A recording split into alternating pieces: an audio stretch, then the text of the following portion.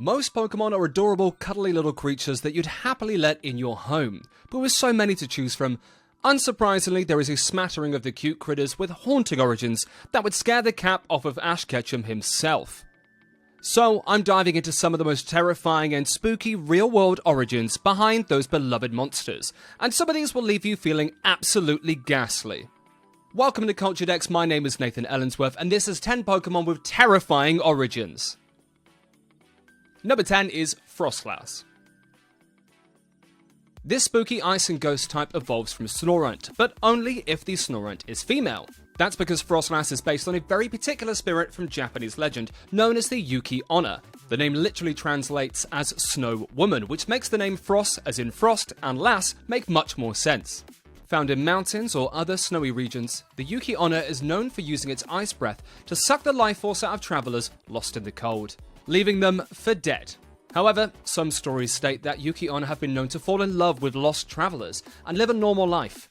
That is, until their ageless appearance gives away their secret to their lovers. In Pokemon Moon, Frosslass's Pokédex entry reads, "The soul of a woman lost on a snowy mountain possessed an icicle, becoming this Pokemon. The food it most relishes is the souls of men." Yeah, that's quite cut and dry. If the correlation wasn't already apparent, the design of the recently added Mega Frosslass adds even more features akin to the Yuki Onna, like the flowing gown, making Frosslass the true embodiment of this icy spirit that it was always meant to be. Number 9, Sableye. While Sableye might just look like a cute little dude, this Pokemon is actually inspired by one of the most well-documented extraterrestrial encounters ever to take place. The Kelly-Hopkinsville encounter occurred in Kelly and Hopkinsville, located in Christian County, Kentucky, on the 21st and 22nd of August, 1955.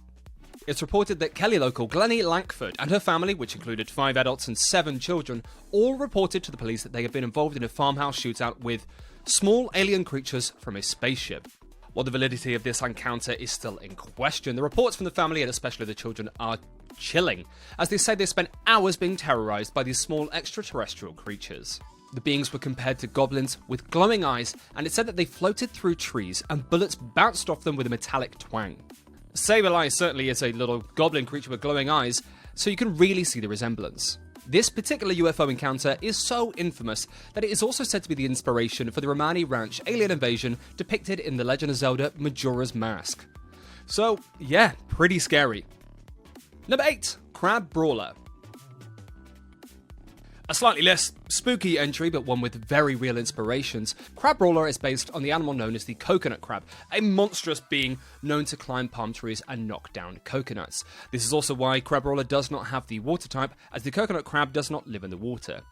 Seriously, these things are absolutely disgusting. I thought I liked crabs, I thought crabs were cool, and the coconut crab is right up there with the spider crab as one of the most heinous things I've ever seen in my life.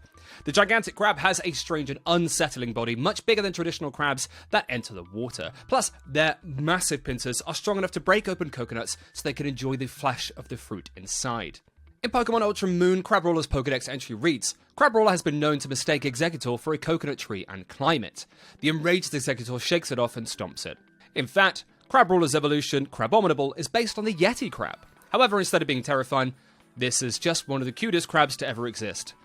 Though that might be also partially because I just looked at one of the worst things I've ever seen in my life. I'm sorry, Coconut Crab. I'd like to believe that everything is beautiful, but you might not be." Number 7, Guzzlord. The gigantic beast known as Guzzlord is one of the most beloved Ultra Beasts thanks to a fantastic design, a lovely white shiny, and a standout cry that has fans of the anime in stitches. Well, if you have ever wondered why this strange creature looks like a mishmash of disparate parts, you have designer James Turner to thank for that, as he drew inspiration from the creatures of H.P. Lovecraft when designing Guzzlord.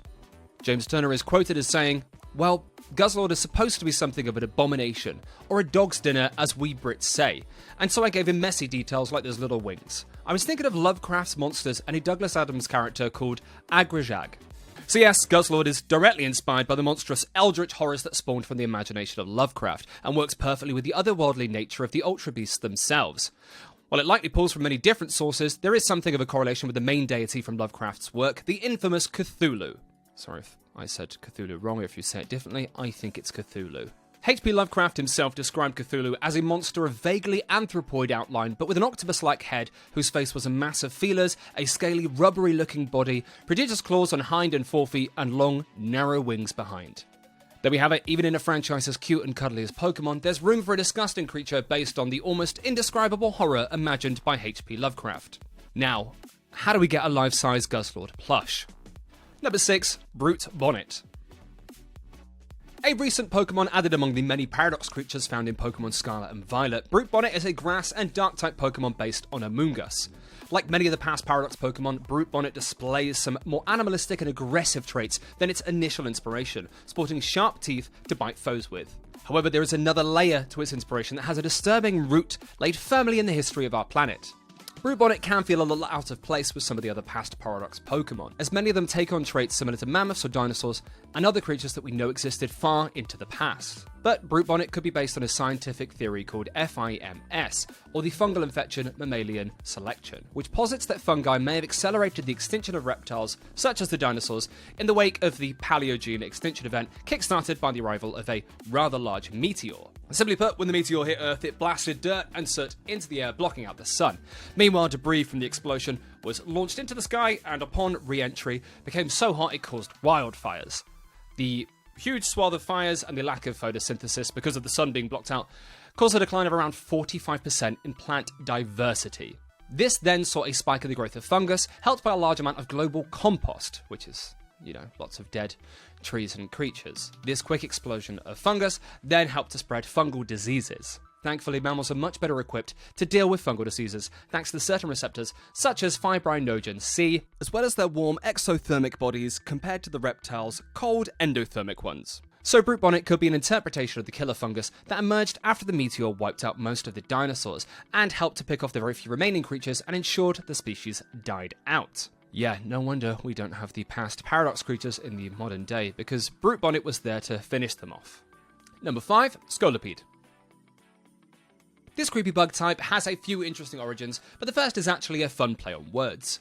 Scolipede is clearly based on many-legged creatures such as centipedes or millipedes, and the Japanese word for millipede or mukada includes the character for horse, or uma or ma.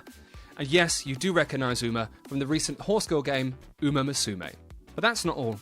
A Scolipede may also be based on the disgusting prehistoric creepy crawly known as the Arthroplura. This massive myriapod lived in Europe and North America, the latter of which may explain why the creature was introduced in Pokémon Black and White, where the Unova region was inspired by the USA. The Arthroplura existed between 344 to 292 million years ago, and is predicted to have grown up to 2 meters or 6 foot 7 in length, though parts have been found that suggest it could grow up to 2.5 meters or 8 foot 2 inches. This would have made it the largest known land arthropod of all time, that we know of.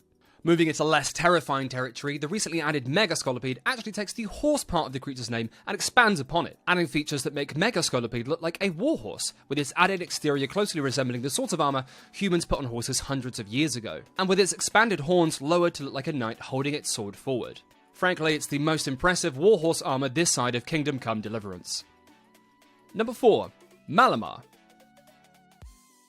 My friend Malamar may have had a resurgence in recent memory, especially thanks to the popularity of Mega Malamar and the outstanding marketing used to announce him. But before then, even the humble Malamar itself had some real-world origins that hold a disturbing nugget of truth. Clearly, Malamar is based on a squid, it being a pun on the word calamari and the Spanish word mal, which roughly means bad. Malamar is known for its hypnotic abilities, which it uses to subdue its foes before finishing them off. In Alpha Sapphire, its Pokédex entry reads, "It lures its prey close with hypnotic motions, then wraps its tentacles around it before finishing it off with digestive fluids." This particular trait draws from the real phenomenon of bioluminescence, combined with the cephalopod's ability to change colour. Many species in the cephalopod family, such as octopus, squid, and cuttlefish, use colour-changing cells called chromatophores, which sit just below the surface of the skin. Meanwhile, bioluminescence is used by creatures like the deep-sea anglerfish, where they display lights to lure smaller fish before devouring them. This ability to change colour and create patterns is a technique certain creatures like the broad-club cuttlefish use, where they flash different colours and patterns on their skin to hypnotise crabs and small fish, giving them a chance to strike with their tentacles. So yes, Malamar's hypnotic abilities are based on reality, where cephalopods use their colour-changing skin to hypnotise and eat their prey. Frankly, I know if I was small enough, I would absolutely fall for this. Number 3. Type Null. Type Null was introduced in Pokemon Sun and Moon and is based upon the idea of a chimera, or the well-documented history of scientists combining two or more creatures to create something new. Occasionally, scientists have even tried to combine animal DNA with that of humans, such as the work done by the Salk Institute for Biological Studies in La Jolla, California. Here, scientists combined pig DNA with human DNA to create pig embryos with a minute amount of human cells, which they hoped would eventually help the gestation of human organs in pigs. Yeah, wild stuff. Anyway, Type Null is one such chimera and is described in its Pokédex entry for Pokemon Shield as follows. It was modelled after a mighty Pokemon of myth. The mask placed upon it limits its power in order to keep it under control. In case you hadn't already made the connection, Type Null is an attempt by Pokemon's Aether Foundation to recreate Arceus, a connection strengthened by the similarity between Type Null's memory discs and Arceus' plates, where both sets of items change the type of the associated Pokemon. Finally, the mask being used to contain the power could also be a nod to the popular Japanese series Neon Genesis Evangelion, where, in a nutshell, humanity has to do battle with these horrible, destructive devil creatures coming from the sky called angels, and uses powerful creatures in a mech-like outer shell known as Avas to try and destroy them. There's a lot more to it than that, but the idea of trying to recreate godlike power and using a mask to contain it makes Type Null feel like a strong nod to the Evangelion series. Not to mention, scientists created the Ava to combat horrific creatures coming from the skies, and it's pretty easy to see the connection here with Ultra Beasts. Though the Ultra Beasts were ultimately a lot friendlier than Evangelion's angels. Number 2, Zygarde. Pokemon X and Y pull quite a lot from Norse mythology, with Xerneas having traits of Yggdrasil, the World Tree. Meanwhile, Yveltal represents the eagle that sits at the top of Yggdrasil, while also representing death and/or Ragnarok. Now, Zygarde may not seem to fit in with this theme quite so obviously, but its many forms actually give us some clues. Some fans have posited that Zygarde is based on the children of Loki, with each form representing one of the children. The 10% form could be based on Fenrir, a monstrous wolf said to aid the coming of Ragnarok. Then, Zygarde's snake-like 50% form could pull from Jormungandr, the gigantic sea serpent destined to fight Thor during the events of Ragnarok. Then, its complete form is said to represent Hel, the ruler of the underworld, who is said to be both dead and alive. Zygarde's complete form features a balance of red and blue accents, pulling from the colours of Xerneas and Yveltal, who represented life and death, respectively. Finally, Loki's last child, sorry if I'm saying this wrong, is Sleipnir or Sleipnir, an 8-legged horse born after Loki transformed into a horse and, well, got up to some funny business. Sadly, Mega Zygarde doesn't seem to be anything to do with Sleipnir, as instead of a horse, we have a giant gun missile. But if we really wanted to reach, we could say the outstretched arms of Mega Zygarde reaching up to hold the missile part of it almost give it a spider-like appearance. But that's the sort of stretch we recommend limbering up before attempting. Number 1, Giratina. Now, there are conflicting reports on Giratina's inspiration, and even a quick Google will show you that a lot of fans are debating one of the two theories. The first of which posits that Giratina is actually based on Satan himself, and it was banned by Arceus, a proxy for God, into another realm, much like God sending Lucifer to hell. This would also draw comparisons between the Distortion World and Hell, which are easy enough to make considering quite how oppressive that area is. Deeper down the rabbit hole, some people say that Giratina has 6 legs, 6 spikes on its wings, and 6 rings around its neck. Then there's the horns on its head, and the fact that its origin form takes on a more serpentine appearance, meant to represent the serpent that tempted Adam and Eve. Now, the other theory has a bit more evidence, but that doesn't mean that more fans believe it. In Pokemon Diamond and Pearl, Dialga and Palkia are meant to represent space and time. Where Giratina comes in is as the representation of antimatter, the scientific theory of a mirror image of normal matter.